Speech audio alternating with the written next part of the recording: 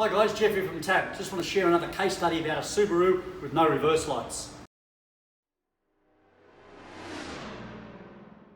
In this particular case we've got a 2008 Subaru. It's a wagon and it came in for no reverse lights.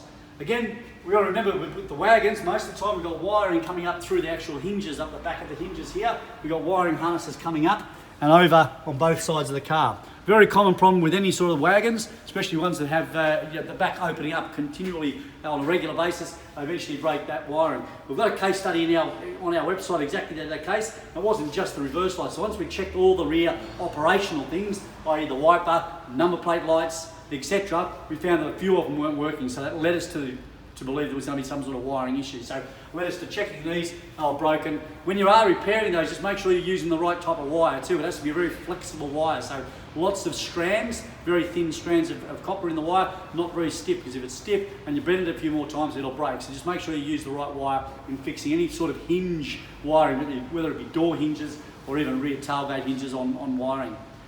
See you next time.